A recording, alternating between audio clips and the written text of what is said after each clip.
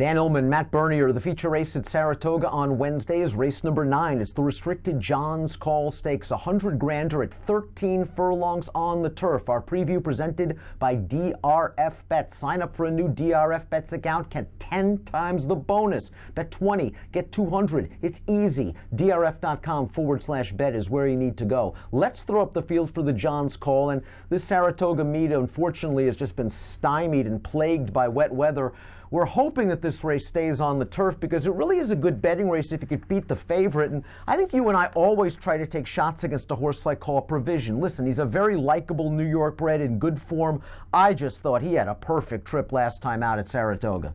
Yeah, I agree with you 100%. And you look and see, I understand he has all the figures going for him, but at the same time, it's not like he has any sort of tremendous edge on this field. And I said it to you beforehand, and I know that this is a horse that has done his better running going longer, but it's still a mile and 5/8. And how many of these horses, I know there's a handful of them that have done it, but it really, a mile and 5/8 here in the States, it's kind of an uncommon distance. So that final eighth of a mile or that final half mile, depending on how you want to look at it, that's going to be an unknown for some of these horses. And listen, figure players are going to like a horse like Call Provision. As you mentioned, he's got 98 or higher Beyer speed figures in his last 6 races. He's a very consistent horse that shows up, and it was nice to see him get a trip last time out because the trip 2 starts back when beaten by Highland Sky did not work out for him. He's a horse with a little bit of tactical speed. There doesn't appear to be much pace in this 13 furlong marathon, but at a short price, I think you really made a good point. He doesn't have such an edge that I would prefer him over the horses that he beat most recently, notably Rocketry and Patterson Cross. Let's talk about Rocketry, who ran 2 miles in the Belmont Gold Cup and was only beaten 2 lengths. I don't think the distance will be an issue. And last time out, while Call Provision sat the pocket and saved ground every step of the way, John Velasquez had this horse on a 4-wide chase midway on the backstretch into the far turn, into the lane, and he was still kicking. He lost a lot of ground. I wonder if you reverse the trips, you reverse the outcome. Yeah, it's entirely possible, and I guess that's always the tough thing in basically a blanket finish. It feels like if you run it 10 times, you might get 10 different outcomes. You never know. With Rocketry, the thing that I'm hopeful, if you're a fan of this horse, and I picked him underneath, I just want him to be more forwardly ridden because I think he's going to stay the distance. I don't think that's going to be the problem. The problem is if he has to come from the back, I'm not totally convinced his kick is quite as good as some of the other ones. And again, when you're coming from the back, you're always going to be at the mercy of pace and trip. And also if there's given the ground, that works really well for Rocketry. Over that good going at Belmont 3 starts back, he came through with a breakout performance for him with that 96 Beyer, and he's built upon it in his last 2 outings. I would have to use Rocketry in any kind of multiple race wager, as well as Patterson Cross. And while Patterson Cross basically followed Call Provision last time out, saving ground, I think this is a horse that needs to unfurl that big stride on the outside, and there was a little bit of traffic in mid-stretch. He really couldn't get going. He galloped out great afterwards, and you look at the races he ran before he got hurt. He's got some class. Certainly does. You know, this is a horse that I always chased because I always thought he was basically on par with Sadler's Joy, especially when they were down at Gulfstream, and it just kind of felt like Sadler's Joy went to that next level. Well, Patterson Cross, whether it was an injury or whether he just never fully got over the hump, he never really was able to go on with him. The thing that's always been a concern or sort of a bit of a nag for me with this horse is that even when he runs well and even when he wins races, it's by this much. He's always going to make it a bit of a sweater. And at a mile and 5/8, perhaps that's going to be to his liking. To me, he's still one of those horses. I don't totally trust them at a middling, though. He also has a bad habit of finding trouble, even if it's the tiniest of trouble. Like last time out, he was shuffled back entering the turn and was sort of last on the rail. And then there were the traffic trouble I mentioned earlier. But he's a nice horse. And unfortunately, I'm not sure about his tactical speed. I know he sat kind of close 2 starts back, but I think he likes to make one run from the back, and that could work against him. As we throw up the Timeform US pace projector real quick, we've got the 12 out there on the lead. I'm not sure if I agree with the pace projector in here. I mean, we could talk about the 12 not in charge, a horse that came from mid-pack, and I thought he looked good. He was visually impressive winning at Laurel off a slow pace last time out, but he's got a lot of work to do from a Beyer standpoint. I just don't see him making the lead unless he's on a dead send. No, I agree with you, and perhaps that is the move in here. Maybe that's the way that you try to win this. You just try to steal it on the front end, but boy, from a figure standpoint, he's light, and I understand he looked good, but he's going to need to jump up by leaps and bounds. But all of his races at 10 furlongs or greater have been good. Maybe he's found his niche at this distance. Let's talk a little bit about the number 6, Harlan Strong, who's in mid-pack on the pace projector, but I wouldn't be surprised at all if he's out there on the lead or among the leaders in the John's Call. He pressed the pace last time out in the start Stars and Stripes. Cacho Ndie, who knew he was this good? He came back to be placed third in the Arlington Million. Solio came back. He ran a good third at Saratoga. Harlan Strong needs, though, I think, that pace advantage because he's kind of a middling grade 3 type, and I don't know how good he is. No, I agree with you, but I also don't fault the connections for taking a shot in a race like this. I think this is the kind of opportunity where you say, you know what, I've got Julian Leparoux. Let's say what you want. I think he's one of the best pace riders, especially on the turf that we have here in the States. And I think this is an instance where you really have one job. Send him out there. I understand if the 12 wants to hustle out of there, so be it. You sit just off of him. But if you can get out there and dictate the terms, we've seen him do it with lesser horses. Just remember, go back earlier in the meet with that, I believe it was the Bowling Green or one of the stakes races, where he was out there and he ended up with a dead heat, where he went out there and cut the fractions with a 40-to-1 shot or whatever it was.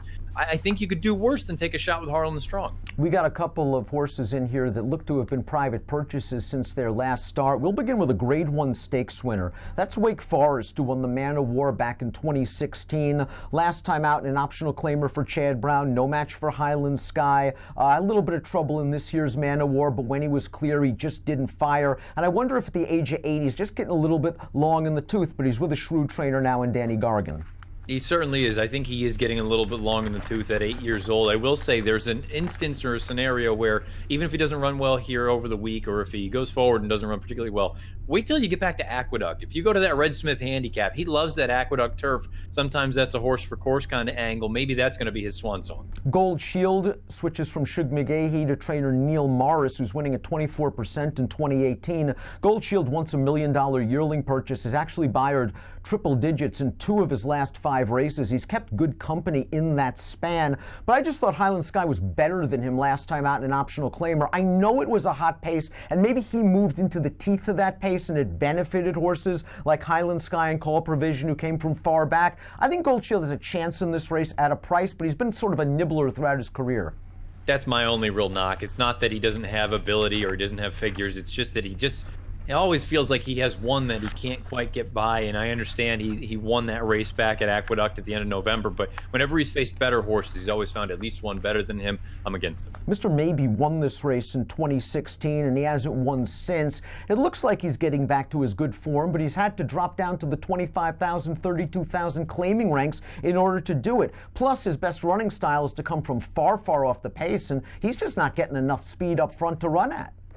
No, I agree with that, but I will say this is one of those instances, perhaps he just needed a little bit of confidence boost. You know, he's run well at Saratoga. Heck, he won this race, back in 2016. Distance isn't going to be an issue for him either. You get Javier at 30-to-1. You could do worse than take a chance there. Renown was third behind Mr. Maybe in this race in 2016. He comes out of a race at Delaware Park on July the 7th, a race where he got some pace and he really didn't fire, although that third-place finisher came back to win the Grade 2 Sky Classic at Woodbine last week. This horse on occasion runs good races. We just haven't seen him in the past year and a half or so. Yeah, unfortunately, his form right now is just so way off that there's really no way for me to make a positive out of this horse at the moment. Michael Maker is always dangerous with these kind of horses stretching out, but the number 11 Bronson really hasn't improved that much since being stretched out to these marathon distance. The blinkers come back on. He's raced with blinkers in the past with a middling amount of success, but he was a vet scratch on July the 30th. Maybe the blinks give him a little bit of speed? It's possible, and I'm just stunned when I look at this pedigree. I see Cambio Corsa on the bottom, and I go, where's down the hill? Yeah, he's sprinted on turf once in his career. Let's try to send him to, even if you don't go to Santa Anita, try to sprint him. This is really a sensational race. Call Provision is the horse to beat. We're going to take a quick look at a formulator fact for Call Provision. Not that you probably need any more reason to like this horse if you're a figure player already. 28%, 337 ROI, last out winning turf routers off a small layoff and non-graded stakes for Chad. Yada, yada, Chad does well.